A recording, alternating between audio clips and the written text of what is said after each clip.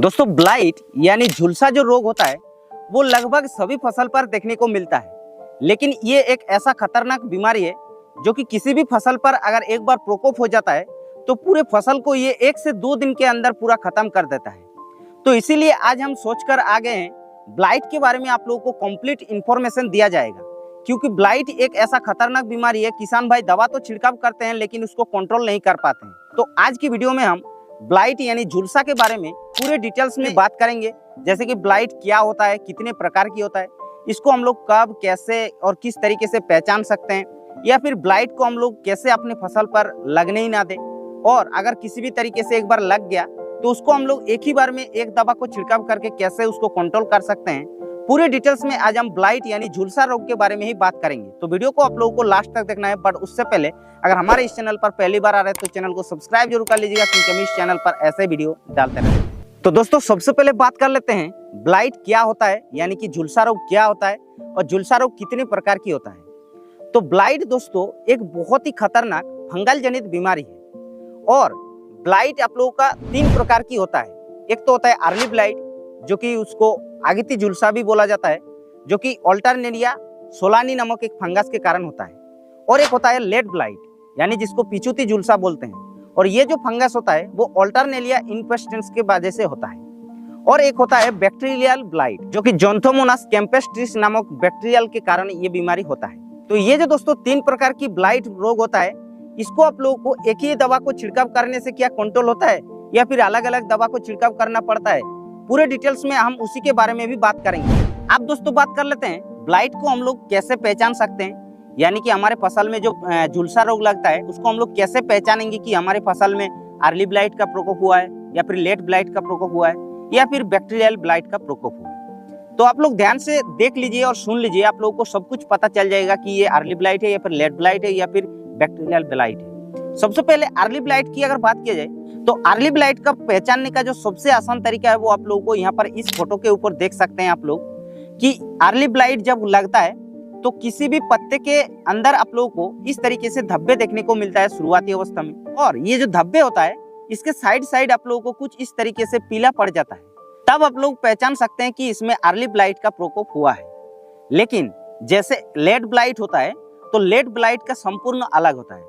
Late blight पत्ते के अंदर साइड से ये धब्बे बन के शुरू होता है कुछ इस तरीके से, यानी कि अर्ली ब्लाइट पत्ते के अंदर शुरू होता है धब्बा, और जो लेट ब्लाइट होता है वो पत्ते के साइड में से शुरू होता है कुछ इस तरीके से।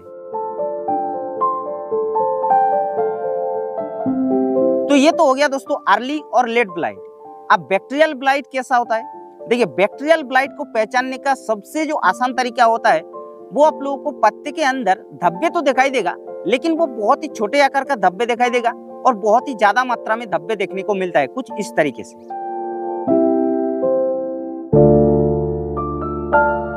तो इस तरीके से अगर आप लोगों को देखने को मिल रहा है तो आप लोग समझ सकते हैं कि इसमें बैक्टीरियल ब्लाइट का प्रकोप हुआ है।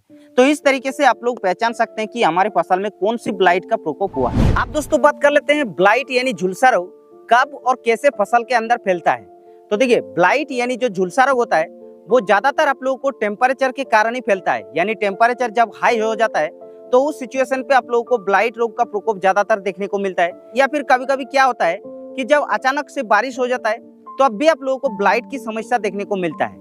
तो ब्लाइट एक ऐसा बीमारी होता है कि शुरू में आप लोगों को कुछ समझ नहीं आता है, लेकिन अगर ब्लाइट का प्रकोप हो जाता है तो 2 से 3 दिन के अंदर पूरे फसल में ये फैल जाता है और पूरे फसल को ये बर्बाद कर देता है। आप बात कर लेते हैं दोस्तों कौन सी ब्लाइट कौन सी फसल पर ज्यादातर देखने को मिलता है, यानी कि जो अर्ली ब्लाइट होता है या फिर लेट ब्लाइट होता है या फिर जो बैक्टीरियल ब्लाइट होता है, इसमें से कौन सी बीमारी कौन सी फसल पर ज्यादा देखने को मिलता है। अर्ली और लेट ब्लाइट आप लोगों को सबसे ज्यादा आलू की फसल में, टमाटर की फसल में, या फिर आप लोगों को खीरा की फसल में, जो बेल वर्गीय फसल होता है, कद्दू की फसल में, इस तरीके से फसल में ब्लाइट अर्ली और लेट ब्लाइट का प्रकोप ज्यादा देखने को मिलता है।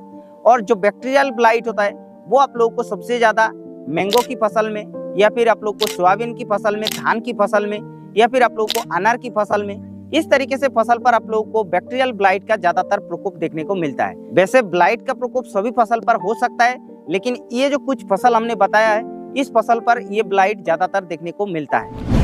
आप दोस्तों बात कर लेते हैं ब्लाइट यानी झुलसा रोग अगर आप लोगों का फसल में एक बार लग जाता है तो उसको आप लोग कौन सी दवा को छिड़काव करके बहुत ही आसानी तरीके से इसको कंट्रोल कर सकते हैं, चलिए आप लोगों को बताते हैं। तो देखिए, ब्लाइट को अगर आप लोगों को कंट्रोल करना है तो बाजार में बहुत सारी दवा मिलता है। कोई भी फंगिसाइड को एक को उठाकर आप लोग अगर छिड़काव कर देते हैं तो वो कंट्रोल नहीं होता है। ब्लाइट को कंट्रोल करने के लिए कुछ स्पेशली दवा होता है, जिस दवा का नाम अभी आप लोगों को हम यहाँ पर बता रहे हैं। इसमें से किसी भी दवा को अगर आप लोग लेते हैं और छिड़काव करते हैं तो वो आसानी से कंट्रोल होता है। लेकिन किसान भाई का जो सवाल आती है, क्या अर्ली ब्लाइट, लेट ब्लाइट या फिर बैक्टीरियल ब्लाइट सभी ब्लाइट को एक ही दवा में कंट्रोल कर लेगा, या फिर अर्ली ब्लाइट के लिए अलग से दवा छिड़काव करना पड़ेगा, लेट ब्लाइट के लिए अलग से दवा छिड़काव करने पड़ेगा, या फिर जो बैक्टीरियल ब्लाइट होता है उसके लिए अलग से छिड़काव करना पड़ेगा। तो देखिए, अर्ली ब्लाइट के लिए कुछ स्पेशली दवा है, या फिर लेट ब्लाइट के लिए भी कुछ स्पेशली दवा है, या फिर बैक्टीरियल ब्लाइट के लिए भी स्पेशली दवा है। तो सबसे पहला जो दवा का नाम है वो होता है कवच फ्लो सिंजेंटा कंपनी का, जो कि कवच फ्लो को आप लोगों को 30 ml प्रति 15 से 16 लीटर का टंकी में मिला करके छिड़काव करने पर अर्ली और लेट ब्लाइट को ये कंट्रोल कर देता है। या फिर आप लोगों को टाटा रेलिस कंपनी का जो सार्थक फंगिसाइड आता है उसको भी आप लोग 30 ग्राम प्रति 15 से 16 लीटर का टंकी में मिला करके छिड़काव करने पर अर्ली ब्लाइट और लेट ब्लाइट को आसानी से कंट्रोल करता है। या फिर आप लोग अगर नेटिव वो को लेते हैं तो भी अर्ली ब्लाइट और लेट ब्लाइट को कंट्रोल करता है, वो भी एक ही बार में स्प्रे करने के बाद। तो ये जो हमने दवा बताई इसमें से किसी भी दवा को आप लोग ले सकते हैं और अर्ली ब्लाइट और लेट ब्लाइट को कंट्रोल करने के लिए यूज कर सकते हैं। अब बात आती है बैक्टीरियल ब्लाइट।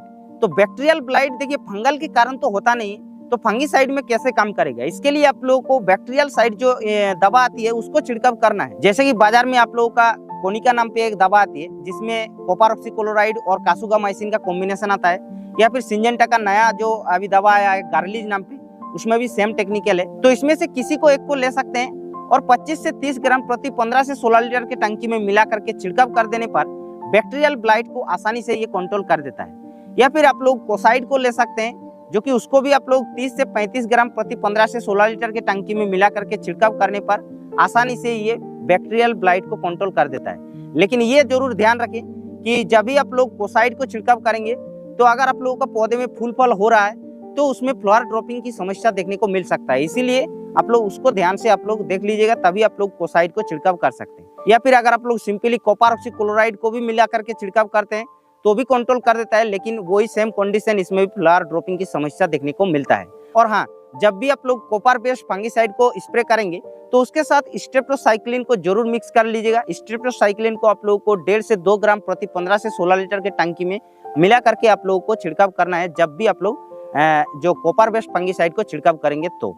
और ये भी जरूर ध्यान रखें कि उसमें फ्लावर ड्रॉपिंग की समस्या होता है, इसलिए ये सब आप लोगों को ध्यान रखना है। तो इस तरीके से इस दवा को छिड़काव करने के बाद आप लोगों का ब्लाइट की समस्या अब कंट्रोल आसानी से हो जाता है। तो इस वीडियो में ब्लाइट के बारे में इतना ही। अगर वीडियो पसंद आए तो वीडियो को लाइक कर देना है। फिर भी आप लोगों का मन में कुछ सवाल है ब्लाइट के बारे में तो नीचे कमेंट करके आप लोग जरूर से बता सकते हैं। बाकी इस चैनल पर पहली बार आ रहे हैं तो चैनल को सब्सक्राइब जरूर कर लीजिएगा, क्योंकि हम इस चैनल पर ऐसे वीडियो डालते रहते हैं।